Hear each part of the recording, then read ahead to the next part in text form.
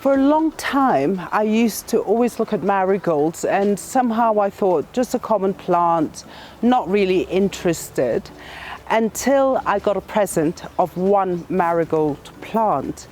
And then as it died, I collected the seeds, and then I got completely fascinated about marigolds. Now, the thing why I get so fascinated is the different designs you get. Now, look at this bunch of marigolds. Look at all these beautiful designs, and if you look closely, some of them are striped, some of them are speckled, some of them are orange with yellow, and I just got completely hooked onto marigold, and that's what I do. I collect their seeds and I scatter. My name is Alice, I'm the Red Soul Gardener. Welcome back to my channel. Let's learn to scatter these marigold seeds, and then you'll get addicted too.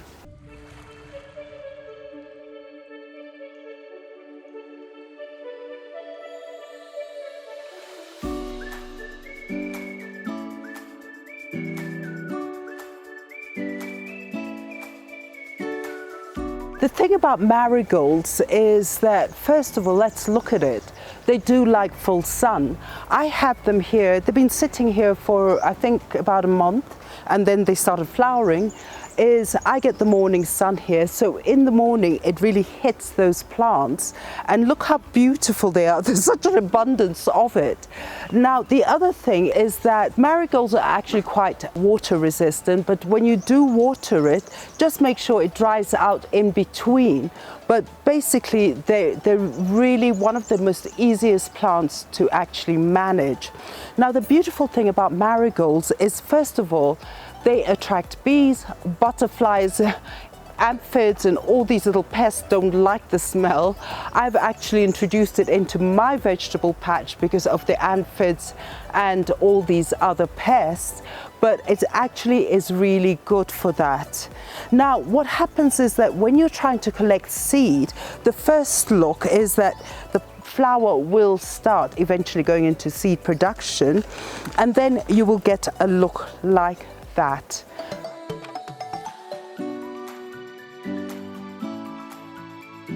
So once you have a flower looking like this is a spent flower. So it actually has bloomed, and now it's actually wilting. The leaves will, the little petals will fall off, and then it starts going into seed production. Now, what happens with the seed production is when this whole a flower dries out, and let me go into my little goodies, and you'll start getting looks like this.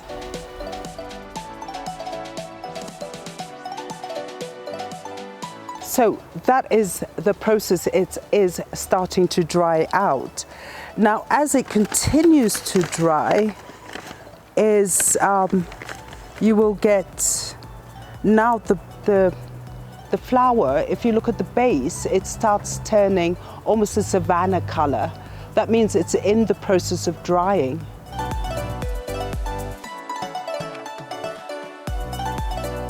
So now, when the spent flower is completely dry, you will get this sort of look, where all the petals have fallen, and what you're left in this bracket is just the seed.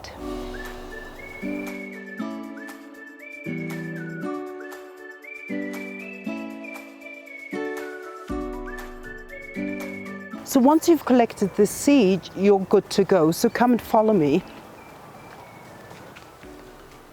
So what I've done here is I've created a new garden because the other one was getting a bit too full and it was getting a bit on my nerves. So here I have daisies, different types of daisies.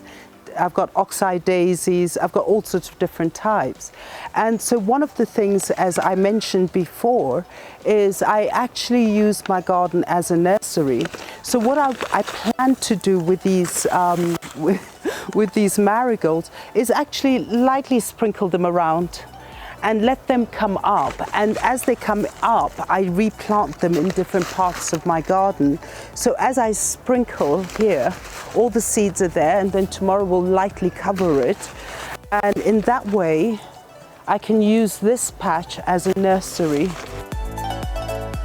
Usually when I do collect my seeds now, once they've dried, is I put it in a paper envelope.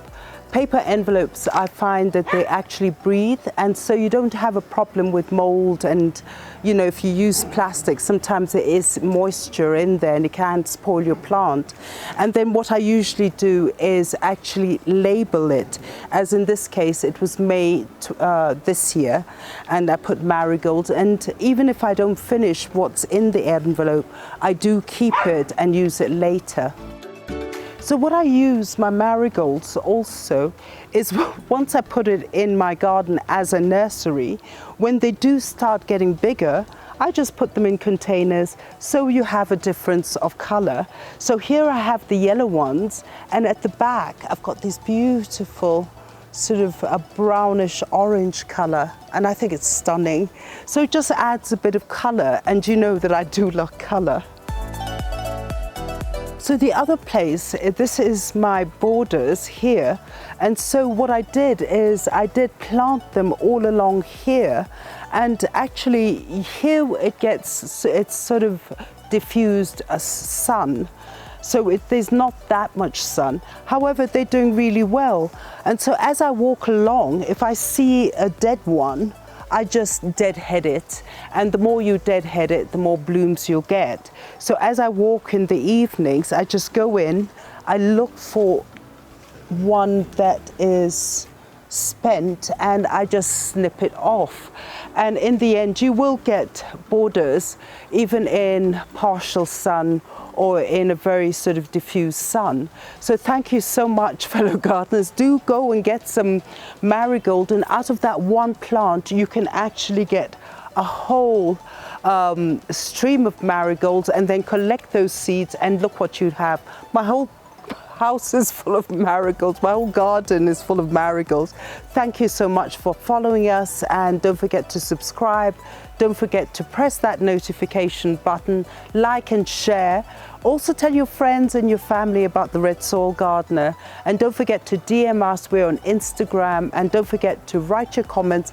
I'm always there to answer. Thank you so much, and have a lovely evening.